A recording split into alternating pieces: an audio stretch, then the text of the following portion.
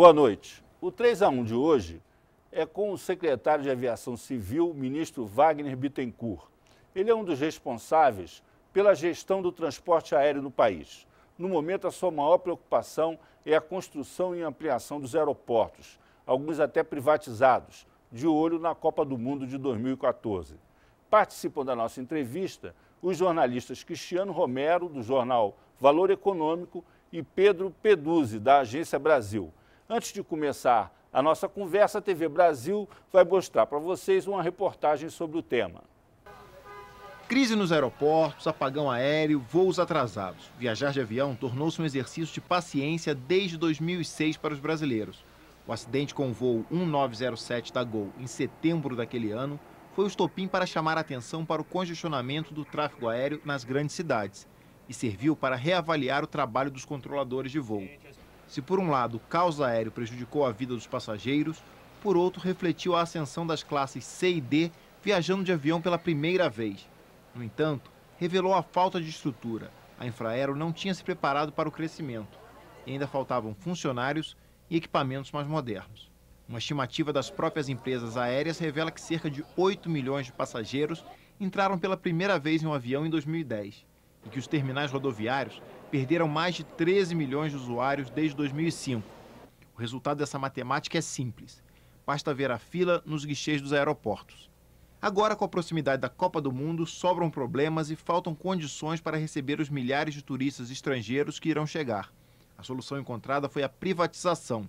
Guarulhos, Viracopos e Brasília serão os primeiros a serem administrados pela iniciativa privada. Numa segunda etapa, Galeão e Confins. E já tem passageiro preocupado. Para melhorar a estrutura, eles vão ter que aumentar a passagem. Uma empresa grande vai investir mais, entendeu? Só que os custos vai ser repassado à população. Mas o problema não é só o gerenciamento da estrutura do prédio em si. Nós temos que ter um melhor gerenciamento dos voos, os horários serem cumpridos, porque se for para cobrar mais caro, para melhorar o atendimento aqui, o passageiro vem para cá e quer voar, ele não quer ficar parado. Ministro Wagner Bittencourt, você tem uma tarefa aí estratégica para o governo, que é enfrentar essa dificuldade aí com os aeroportos, a necessidade de construir os novos aeroportos a tempo da Copa do Mundo, inclusive agora com os leilões desses 3 aeroportos que foram privatizados. Qual é a expectativa que o senhor tem com relação aos aeroportos das cidades sedes da Copa do Mundo? Todos estarão prontos até lá? Olha, o governo atribui uma importância muito grande à questão dos aeroportos no país. O aeroporto, obviamente, é importante para a Copa do Mundo, é importante para a época da Olimpíada, mas é importante que ele funcione no dia a dia para o cidadão. Então, o trabalho que nós estamos empreendendo é um trabalho não só para investimentos que atendam esses eventos, mas que atendam e melhorem a qualidade do serviço prestado ao passageiro no dia a dia. No caso dos investimentos para a Copa do Mundo, o cronograma que a Infraero tem, que o governo tem, ele é perfeitamente adequado para essa época. Todos os projetos ficaram prontos antes de dezembro de 2013, até dezembro de 2013. Então, portanto, não temos nenhuma dúvida sobre isso. A questão das concessões, elas ajudarão a isso. Por quê?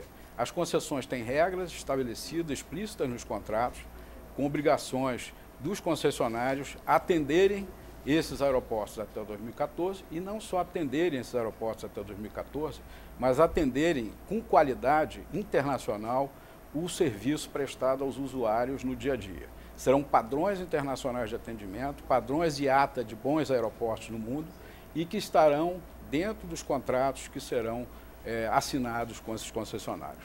O governo anunciou que vai fazer a concessão de 3 aeroportos, né, de Guarulhos, São Paulo, Viracopos, né, em Campinas e JK em Brasília, né? Por que só esses 3, ministro? Olha, eram os aeroportos que estavam numa situação, talvez, digamos assim, mais crítica do ponto de vista de crescimento, né, do ponto de vista de demanda.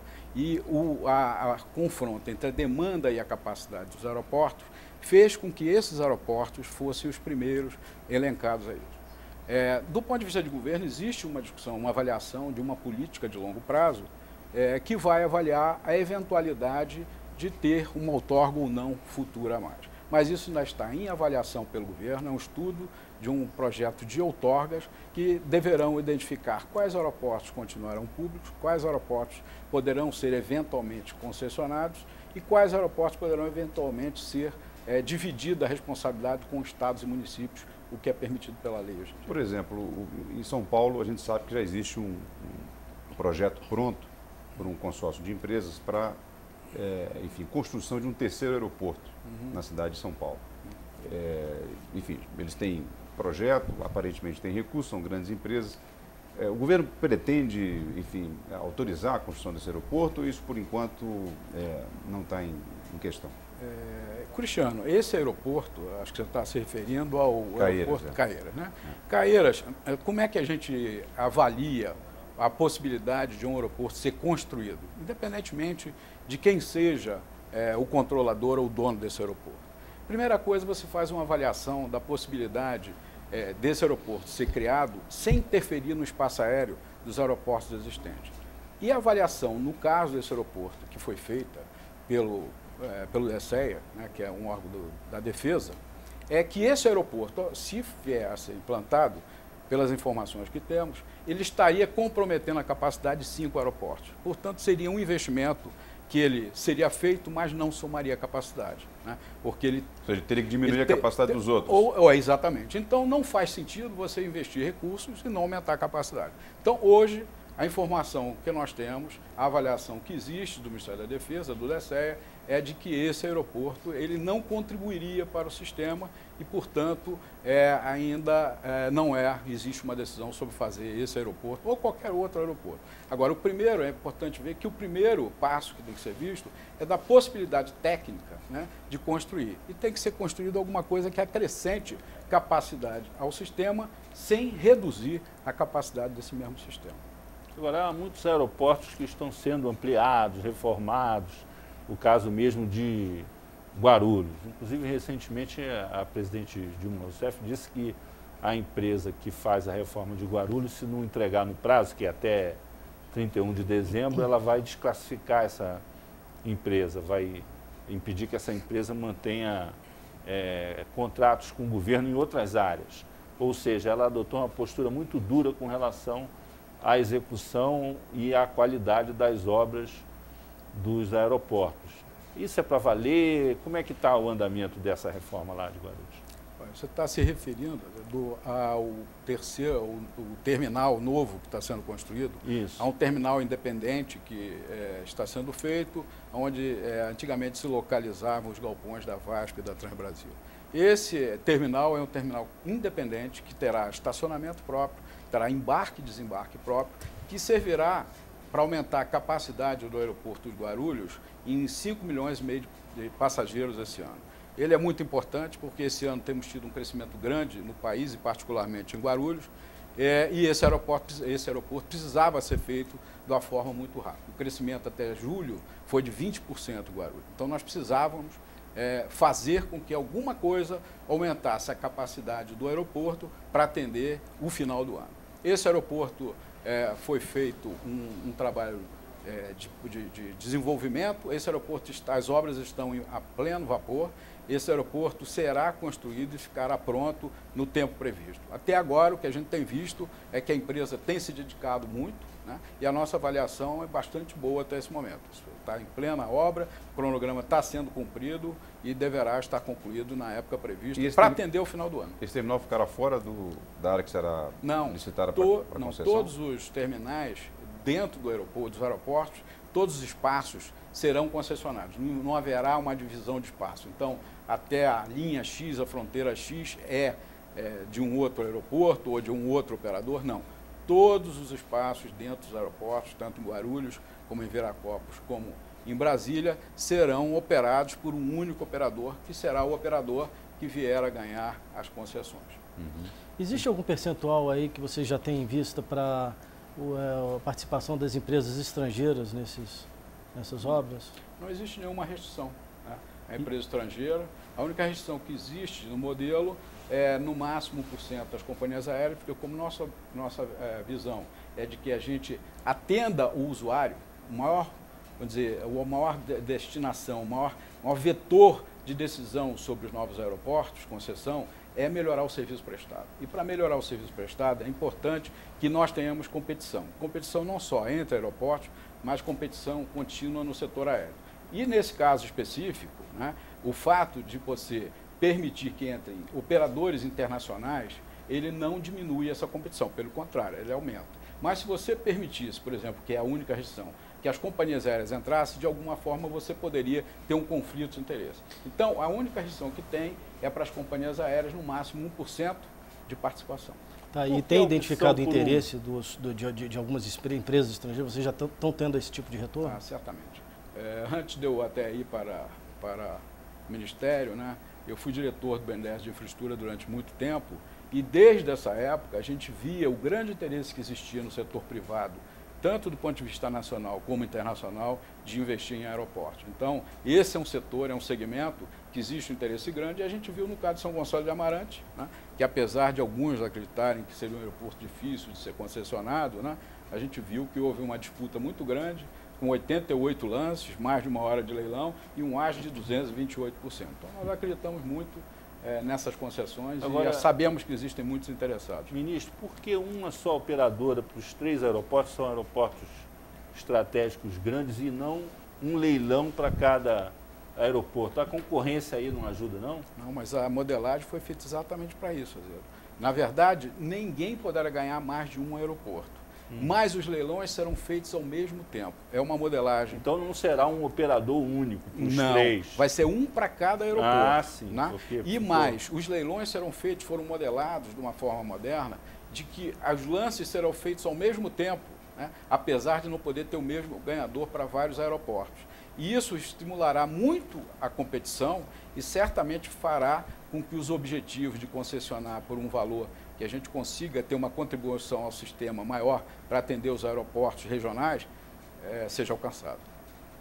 Ministro, por que Galeão, por exemplo, que é um aeroporto do Rio de Janeiro, que inclusive opera abaixo da sua capacidade hoje, se não me engano, 50%, 60% da sua capacidade, e precisa ao mesmo tempo de modernização, por que o Galeão não entrou ainda no programa de concessão? Principalmente por essas razões que você mesmo listou. Porque está abaixo da capacidade. O Galeão não é uma função, não está numa situação crítica, né? Ele tem uma capacidade ainda grande. O que estamos fazendo no Galeão, pela Infraero, é terminar o Terminal 2, né? Que ele só foi construído até hoje pela metade, modernizar a primeira parte do Terminal 2, modernizar a primeira parte do Terminal 1 até 2013, dezembro de 2013. Com isso teremos um aeroporto moderno, com melhor qualidade de atendimento ao passageiro e com capacidade de atender também a demanda futura. Então, não existia uma premência, uma necessidade urgente de fazer algum movimento de aumento significativo de capacidade.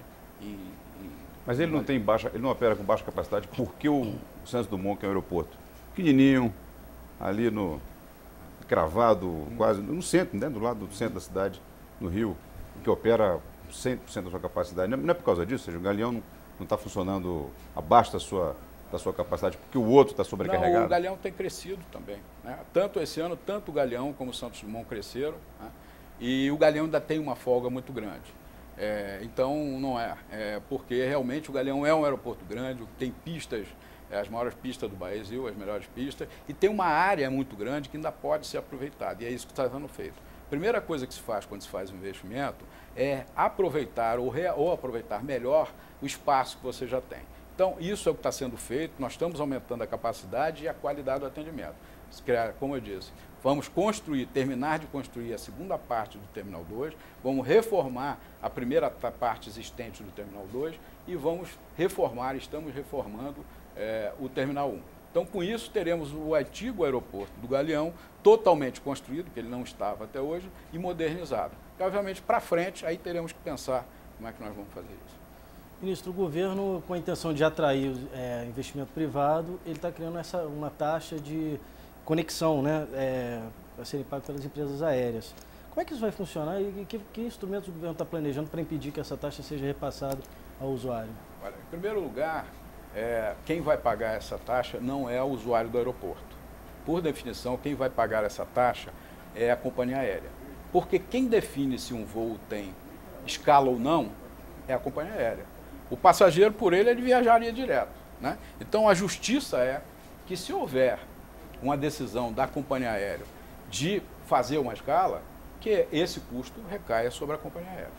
Então, no caso, o passageiro não pagará tarifa nenhuma mais. Aliás, nenhuma tarifa será aumentada para o passageiro. Será exatamente igual. Mas isso não vai ser repassado, ministro? Não pagará diretamente. O valor dessa tarifa ela é tão pequena, né? R$7. Ela é tão pequena em relação ao preço das passagens, ao custo das companhias, que o que regula o preço das passagens, as passagens não são controladas. Não existe um teto de preço. A passagem é livre. O que garante a redução de preço é a competição. Por isso é que a nossa proposta é de ter um aeroporto que compita entre eles, que eles compitam entre eles, né? E também um setor aéreo que venha competir também. A gente viu que nos últimos anos as passagens reduziram quase 50%, fruto de competição, fruto de aumento de escala, né? Então, o que garante, né, que o passageiro não pagará uma passagem mais alta é a competição. E é isso que a gente procura ao fazer as concessões e ao fazer políticas que façam com que mais companhias possam voar. Como isso poderá acontecer? Da seguinte forma, ao aumentar a capacidade dos aeroportos, que hoje muitos estão no seu limite de capacidade, Guarulhos e outros, Guarulhos pode dobrar de tamanho, né?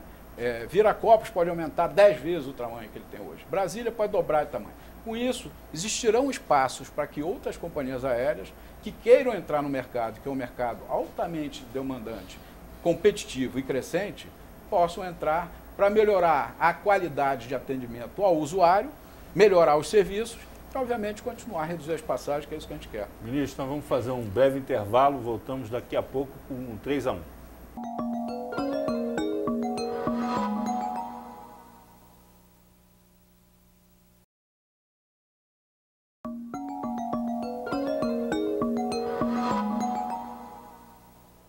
Voltamos com 3-1. Nosso entrevistado hoje é o ministro-chefe da Secretaria de Aviação Civil, Wagner Bittencourt. Participam da conversa os jornalistas Cristiano Romero, do Valor Econômico, e Pedro Peduzzi, da Agência Brasil. Antes de iniciar o segundo bloco, vamos ouvir uma pergunta de telespectador. No que tange aos eventos que estão para surgir aí 2014, 2016, se nós, como usuários comuns do sistema, já estamos tão desassistidos, como é que vão ser os nossos visitantes internacionais com tanto desaviso, despreparo, com falta de informação e falta de infraestrutura que a aviação civil tem mostrado ultimamente? Bom, não tenha dúvida que o esforço que o governo está fazendo é no sentido de atender e resolver os problemas que você está levantando.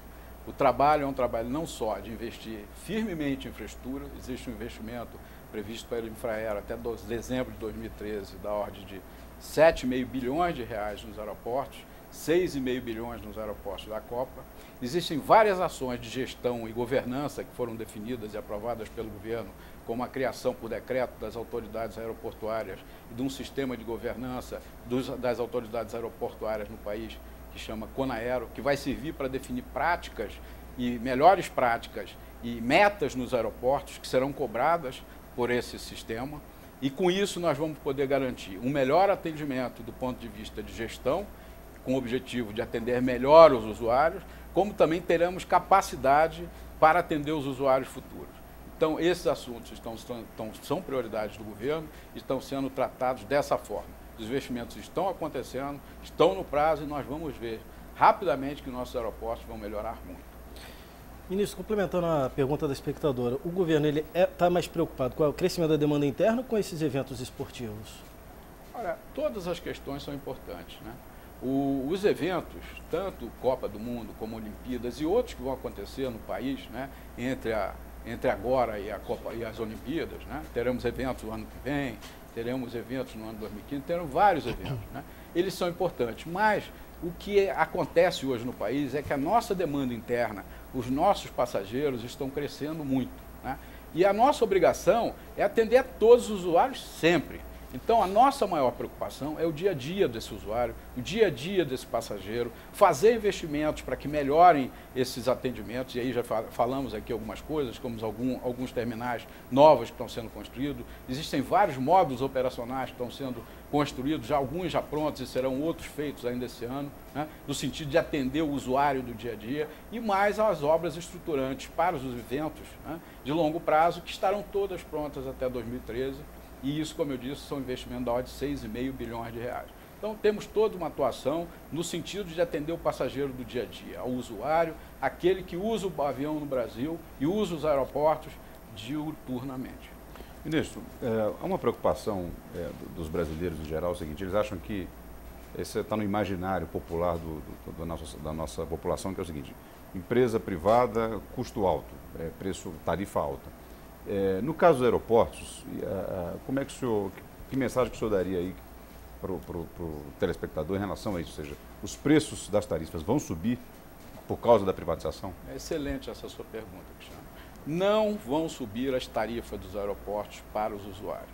As tarifas são reguladas pelo governo, serão mantidas nos níveis que estão hoje. A única coisa que vai acontecer é a criação de uma tarifa de conexão, que virá a ser paga por quem? Pela companhia aérea. E a companhia aérea, por que ela é a depositária do pagamento dessa nova tarifa?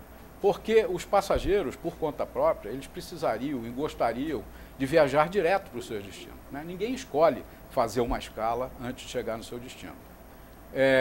Então, como não é uma opção do passageiro, é uma decisão da companhia aérea, ela que escolhe fazer uma escala, então ela pagará por essa escala. Agora, também é importante que o aeroporto que recebe essa escala, que tem que se preparar para isso, que tem que investir, tem que ter uma estrutura de pessoal para receber esse voo, né, é importante que ele seja remunerado pelo serviço que ele presta. Então, obviamente, era necessário ter essa tarifa, ela é uma tarifa módica de R$ 7,00 por passageiro, que é relativamente baixa em relação ao preço das passagens, né?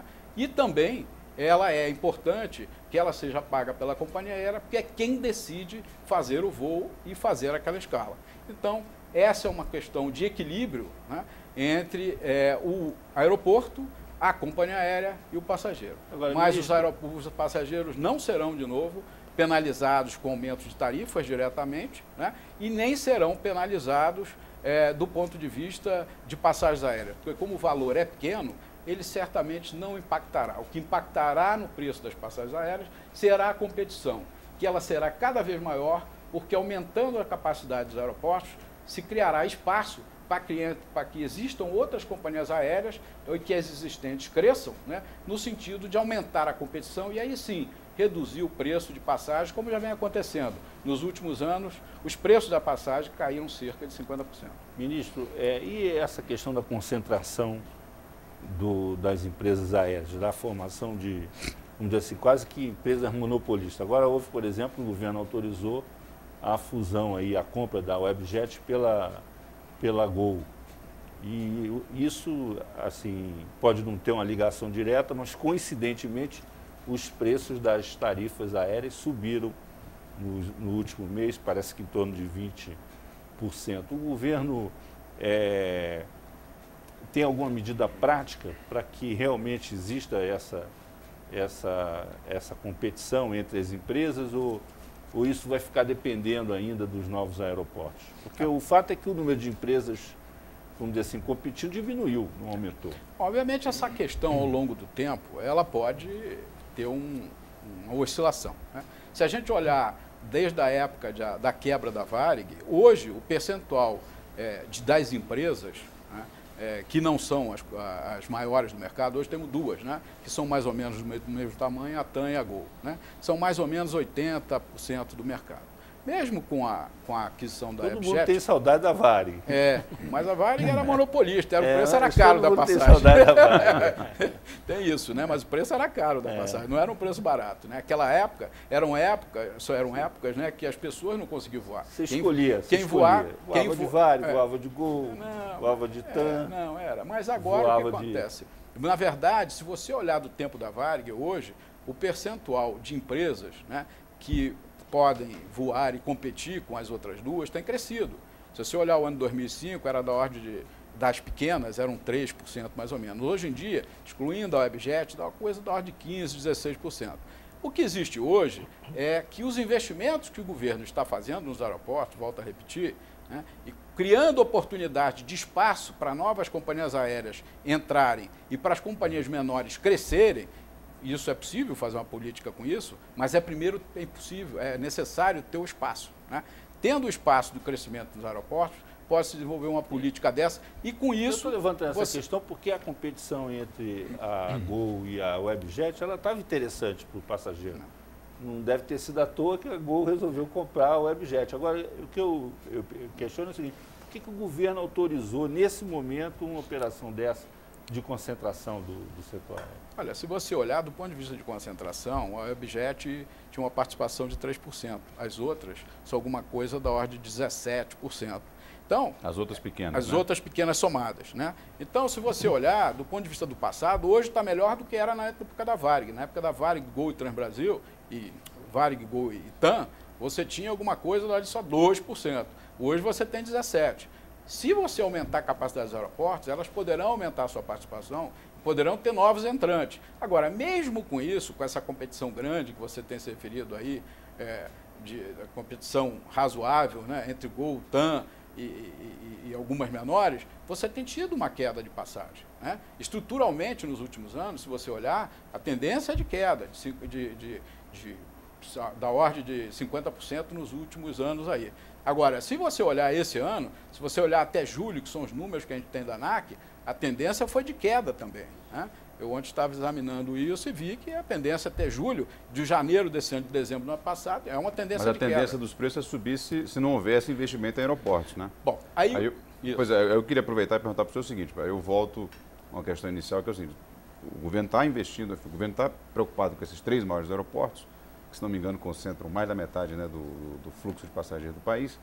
Mas se não houver, por exemplo, se não houver expansão do aeroporto de Salvador, de Recife, de Fortaleza, de Belo Horizonte, não vai ter esse problema de preço de passagem? Ou seja, onde não houver espaço para novos... O aeroporto de Vitória, aquilo ali é um escândalo, é um absurdo. Aquilo ali não tem explicação. Eu queria dizer o seguinte, o aeroporto de Vitória foi inaugurado no mês passado, um novo módulo operacional, inclusive estive conversando com o governador, o pessoal estão bastante satisfeitos, que são coisas que a gente pode fazer no curto prazo. Como eu disse, existe uma visão até do ano 2013 de aumentar o investimento nesses aeroportos, mas temos que fazer algumas coisas de curto prazo. E tem sido feito, esses módulos operacionais, esses novos terminais que a gente tem inaugurado, eles têm servido para melhorar o atendimento, melhorar a qualidade e aumentar a capacidade marginalmente. Agora, tem uma estrutura de investimento... De um puxadinho, né? Acho que a gente pode chamar de qualquer nome. O importante é que as pessoas se sintam confortáveis e satisfeitas lá dentro. E a avaliação que a gente tem das pessoas que têm passado por esses módulos, né, é exatamente de se sentir bastante bem atendida, né? E é isso que a gente tem percebido. E a nossa função é melhorar o atendimento ao usuário sempre. E é isso que nós vamos continuar fazendo, seja através de módulos operacionais, seja através de novos terminais pequenos e os projetos dos grandes terminais novos. E o projeto de concessão de grandes aeroportos, que vai servir para aumentar em muito a capacidade desse aeroporto. Agora, existe o programa, como eu disse, da Infraero, de investimento em todos os aeroportos dela, né, e que são da ordem de 7,5 bilhões até 2013. Como é que vai se garantir esses investimentos nos aeroportos deficitários? Os aeroportos deficitários... Os que têm lucro baixo, prejuízo, menor movimentação. Hoje, como é que isso funciona? A Infraero tem aeroportos que são superavitários, né? Entre eles Guarulhos, né? E esses aeroportos superavitários, né, eles ajudam a Infraero a compensar o prejuízo que ela pode ter. Então, é alguma coisa de uma política dentro da própria Infraero de transferência de recursos. Com a concessão desses aeroportos, a modelagem previu isso, um equilíbrio. Como é que vai ser feito? Primeiro, a Infraero será sócia, com 49%, até 49% do capital. Isso vai permitir que ela continue a receber dividendos, porque os aeroportos vão crescer, vão aumentar o seu faturamento, vão aumentar o seu lucro, não só do ponto de vista de tarifa, que elas são tabeladas, mas vai aumentar o volume de passageiros, né, então a receita aumenta, mas também da parte comercial e de negócios, né? Com isso, com esse aumento desse lucro, a Infraero ela receberá dividendos por ser sócio da companhia e vai permitir que ela continue a ter recursos para investir nos aeroportos menos desenvolvidos. E, além disso, né, esses aeroportos e outros aeroportos que nós temos, que o governo tem que tomar conta, no país são 700 aeroportos, né, e 130 que têm voos regulares, que a gente vai precisar continuar investindo. E para esses aeroportos, o fundo que foi criado, o Fundo Nacional da Aviação Civil, ele receberá não só alguns fundos que hoje já apoiam o setor aéreo, como o Profar, que é um fundo que serve para investir na infraestrutura de aeroportos regionais, né? Teremos também a contribuição ao sistema, que será o fator de decisão do leilão desses aeroportos, que vai irrigar o fundo, vai aumentar os recursos do fundo e, com isso, vai permitir que nós tenhamos mais recursos para desenvolver esses aeroportos. São fundamentais, não só do ponto de vista de desenvolvimento das regiões do país, né, mas de integração do próprio país, porque tem regiões que você só chega se você tiver um aeroporto e se tiver um voo para lá. Vinícius, eu queria fazer uma pergunta. O seguinte, por que o governo decidiu, nesse modelo, que a Infraero terá 49%? Ou seja, se o modelo é privado, por que uma empresa estatal vai ter 49% desse novo empreendimento? Olha, esse modelo é um modelo que já acontece há muito tempo, né? Por exemplo, no setor elétrico, a participação da Eletrobras, nessas SPOs que produzem energia no país todo, existem várias com 40%, várias com 49%. É uma parceria do setor público com o setor privado, que você consegue alavancar recursos. Será uma gestão privada, como é nos casos, né, também da Eletrobras, como é nos casos, eventualmente, que acontecem de estradas, operações com o Banco do Brasil, com a própria Petrobras, né, em que elas são minoritárias, mas existe uma parceria. Mas né? Ela vai ter que colocar 49% do capital ou ela entra, como as empresas estatais chinesas? Ela é igual à Eletrobras, ela é sócia. O sócio ela é sócia, então ela vai ter que aportar 49% do capital. Agora, ela pode vir a controlar essa nova empresa? Não, essa empresa, a gestão será privada, né? Portanto, ela será minoritária. Por isso que até 49%. Mas ela vai ser o fiel da balança. Do ponto de vista, não, fiel da balança não. Quem coopera é o operador. Assim como as operações que tem de outras empresas que o Estado é sócio, tanto o Estado federal como estadual, como municipal, que ele é minoritário, a gestão é privada. Obviamente, todo sócio relevante, ele tem, e isso está disposto nos institutos que foram postos para consulta pública, né? Decisões relevantes, tipo mudar o objetivo da companhia, transferir a série, coisas desse tipo, precisam de um fórum, vamos dizer, que seja equilibrado, que com a participação do voto. Mas a gestão a operação é privada, não tenha dúvida disso. Então, essa questão, ela é fundamental para você ver que você vai trazer melhores práticas para o setor, e isso vai ser bom para a Infraero, porque, obviamente, os operadores novos, eles vão trazer experiências de tecnologias novas, de gestão nova, e a própria Infraero, ao observar isso como um sócio relevante, que ela vai ter acesso a essas informações, ela poderá levar isso para os próprios aeroportos. Mas ela com 49... Só um desculpa. Cristiano, nós vamos ter que fazer um intervalo, voltamos daqui a pouco. Com 3-1, entrevistando o secretário de Aviação Civil, ministro Wagner Bittencourt.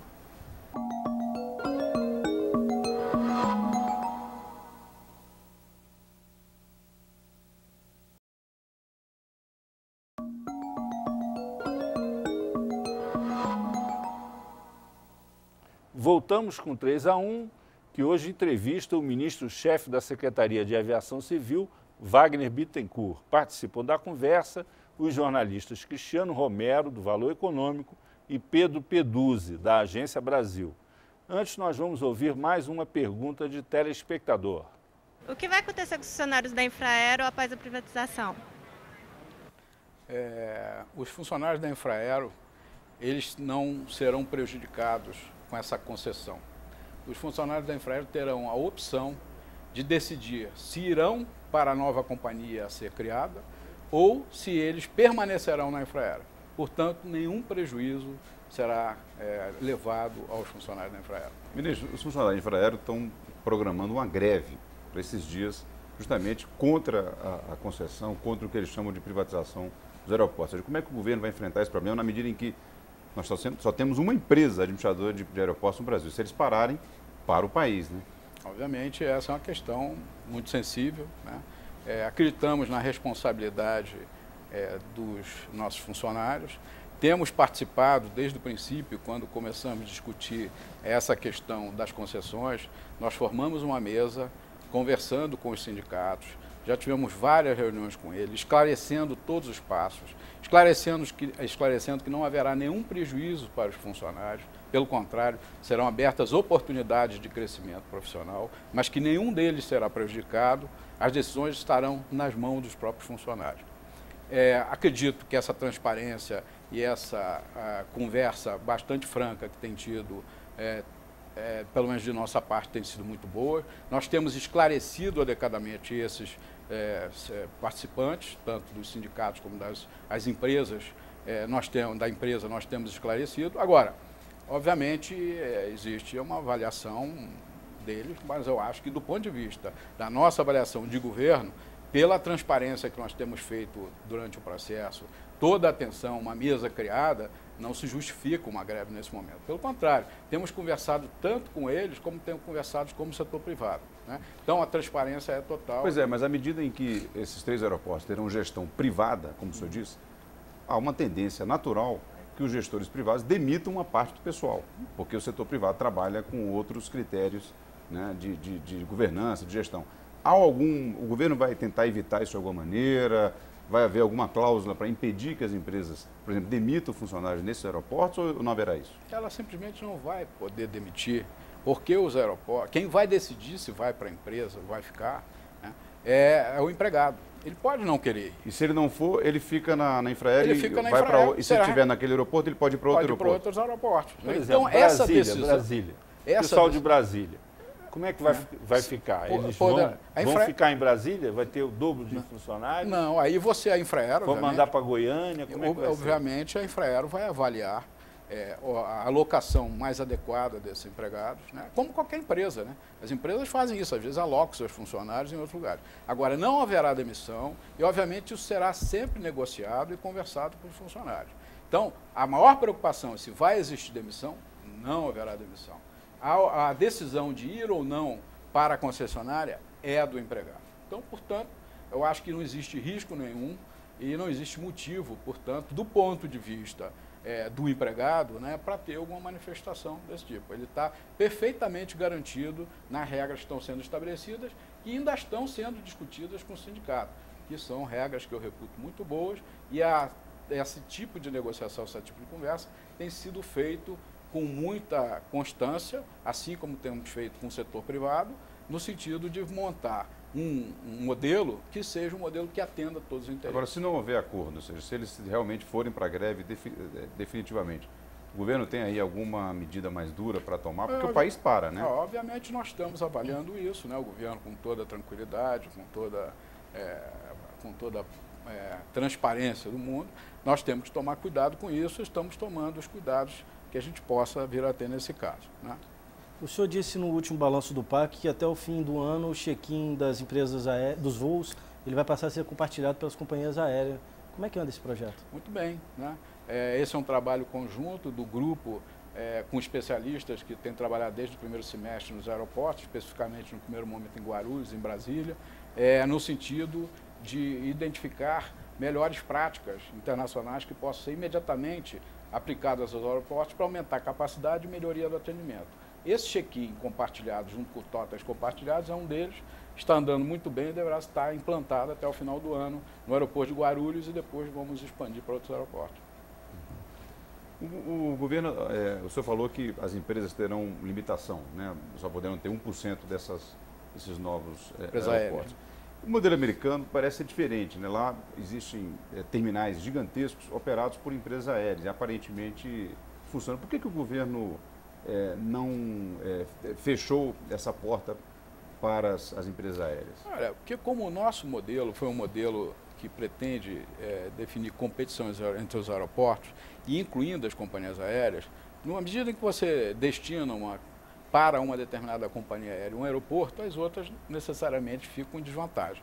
Então, nós queremos um modelo mais competitivo ainda que o americano. Nós queremos um modelo que tenha competição entre aeroportos e também tenha mais competição entre as companhias aéreas, que com isso nós conseguiremos atender o quê? O objetivo maior final, que é atender melhor o usuário, com menores tarifas, melhor qualidade de serviço. Esse modelo pode levar a um certo deslocamento do fluxo de passageiros, por exemplo, do Santos Dumont para o Galeão, por exemplo, que são 2 aeroportos, as pessoas preferem o Santos Dumont. Agora, se houver uma vantagem significativa na passagem, que compense o deslocamento para o outro aeroporto.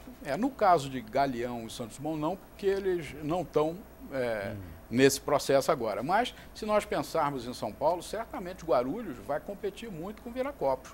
Mas não está congestionado? Mas o investimento vai acontecer, né? A ideia da concessão é exatamente para você aumentar a capacidade de oferta de voos e de assentos e de atendimento do usuário no aeroporto. Então, com esse crescimento, você vai ter mais competição entre companhias aéreas e o aeroporto de Guarulhos, por exemplo, vai poder competir com Viracopos. Por que o Galeão ficou fora desse leilão? Como eu disse, os 3 primeiros que nós começamos a trabalhar eram os aeroportos mais críticos, né? Que nós precisávamos investir rapidamente para ter um atendimento melhor ao usuário, né? Para aumentar a capacidade e melhorar a qualidade de serviço. Para isso eles foram decididos. O Galeão ainda tem uma capacidade muito grande e nós estamos resolvendo com investimentos, como eu disse, terminando o 2º terminal de passageiros, modernizando o 2º terminal que já está construído e modernizando o terminal número 1. Então, dentro do investimento da Infraero, nós resolveremos isso. Agora, os outros que exigiriam um investimento muito grande e de longo prazo e que estavam, vamos dizer, de um certo ponto de vista esgotados, nós precisaríamos investir mais rapidamente. Então, a concessão deu prioridade ao atendimento final ao usuário no menor tempo possível. Ministro, virou um pesadelo para os passageiros brasileiros que precisam viajar para Congonhas depois daquele acidente da TAM, né? Por mais que aquele acidente tenha tido explicações de razões humanas, falha humana, mas aquele aeroporto, a pista de pouso é muito pequena, é no meio da cidade e realmente é um pavor, inclusive porque os pilotos dizem em off que aquilo ali é coisa para profissional, pousar ali. Ou seja, o governo tem algum plano para Congonhas? Congonhas ele é o 2º maior aeroporto do Brasil em movimento, mas ele tem uma das menores pistas. Ou seja, eu queria saber do senhor o seguinte, tem algum plano para Congonhas, expansão de pista ou para diminuir um pouco o movimento em Congonhas? E também, aí, lembrando aqui, o Neo Azevedo citou Santos Dumont também, que tem uma pista pequena no meio do mar. Quando a gente vai descer ali, parece um videogame, né? Parece coisa de brincadeira de menino.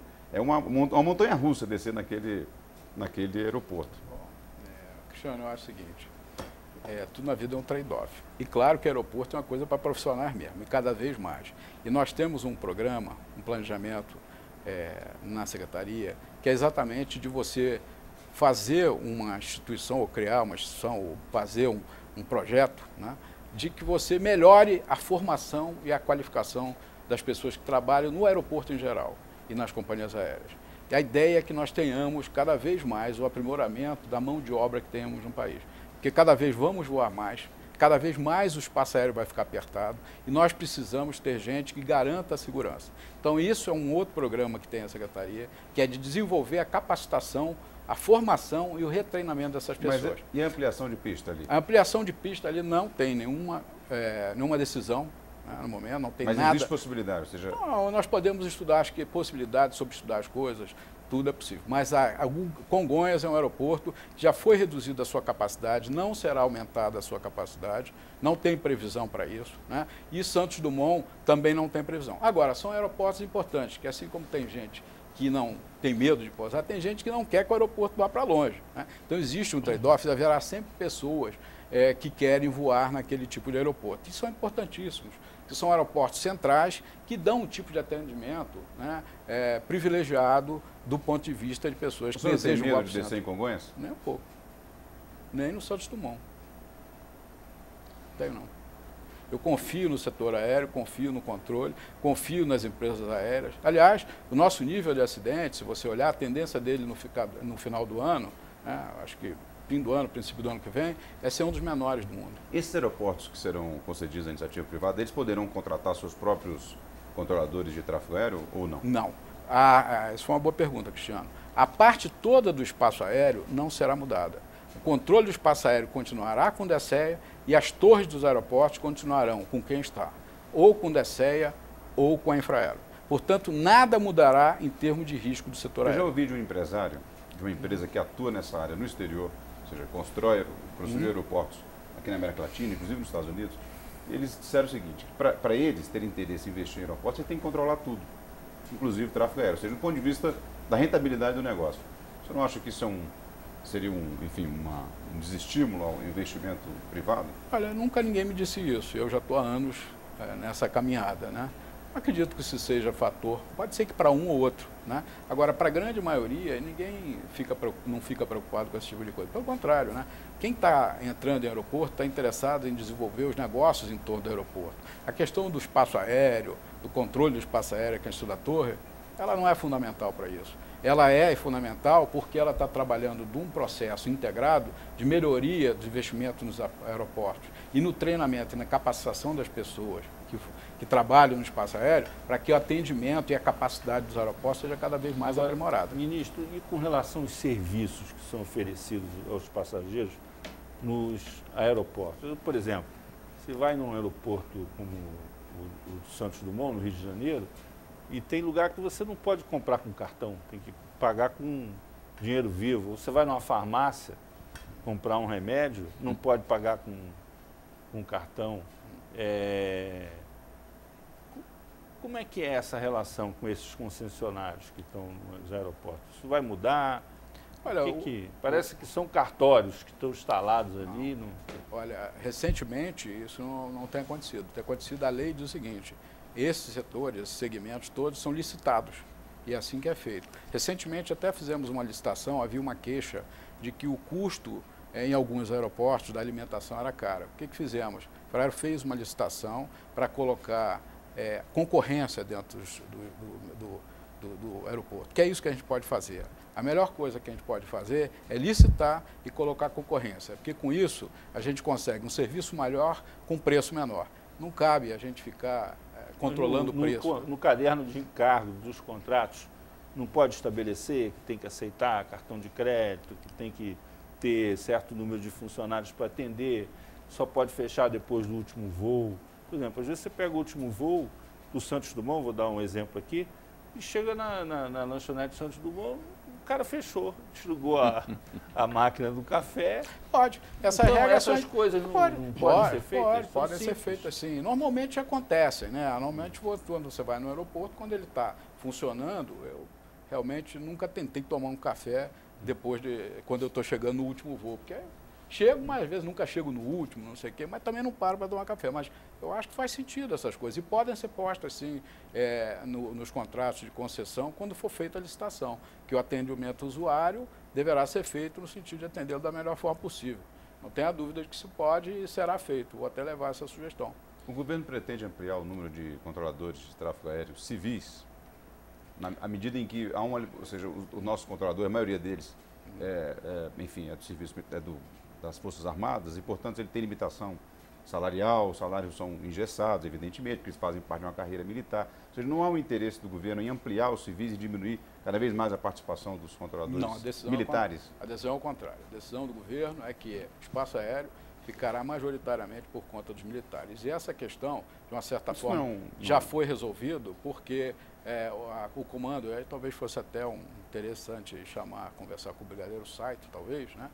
Já foi feito um esforço pela aeronáutica de criação de cargos, né? Hoje, os procuradores podem chegar até o cargo de coronel na aeronáutica. Os controladores, desculpe, podem chegar até o cargo de coronel na aeronáutica, né? Então, existe toda uma carreira que foi criada, né? No oficiais, controladores. Oficiais, controladores. Existe essa carreira já hoje em dia. Então, isso foi, de uma certa forma, superado. Obviamente, quem quer trabalhar como controlador terá essa função e poderá ascender até o cargo de coronel. A gente pode confiar, ministro, nesses controladores, ou seja, mesmo depois daquele acidente da Gol, enfim, porque existe uma insegurança hoje no usuário, né, de transporte aéreo em relação ao controle de tráfego aéreo. Olha, eu digo o seguinte, o nosso espaço aéreo é muito seguro. É um dos melhores espaços aéreos avaliados do mundo. Se você olhar nas avaliações da OASI, você vê isso, né? É uma avaliação muito boa, ele tem se aprimorado muito. Eu fui recentemente lá em Curitiba, né? ver os novos sistemas de controle de espaço aéreo que os controladores utilizam, são sistemas moderníssimos, estão sendo inclusive motivo de interesse de outros países, né?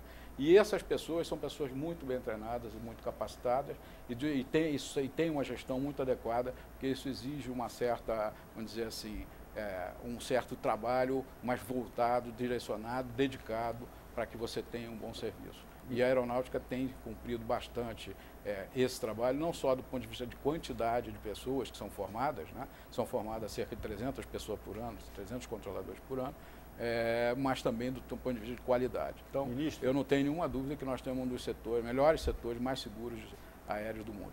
Ministro, nosso tempo está acabando. Uma última pergunta. Existe algum plano de contingência para a eventualidade de uma greve na Infraero? Por exemplo, da aeronáutica assumir os aeroportos e manter os voos funcionando, programados? O governo está se preparando para isso, como eu disse ainda há pouco. Existem ações que nós podemos tomar, mas nós acreditamos firmemente na responsabilidade das pessoas que trabalham nos aeroportos. Mas tem um plano B? Não existe nenhum motivo para greve, nenhum motivo para que isso aconteça, e não existe nenhum motivo que os usuários sejam prejudicados por uma questão que realmente é muito mais ideológica. Mas existe um plano B? Assim, claro, o governo está de garantir que o governo está trabalhando com mantidos? isso. O governo está trabalhando com essa alternativa. Ok, nós vamos ter que encerrar. Agradecemos a participação do ministro-chefe da Secretaria de Aviação Civil, Wagner Bittencourt, e dos colegas Cristiano Romero, do Valor Econômico, e Pedro Peduzzi, da Agência Brasil. Até a próxima quarta-feira. Mande suas sugestões para o e-mail 3a1@tvbrasil.org.br. Até lá.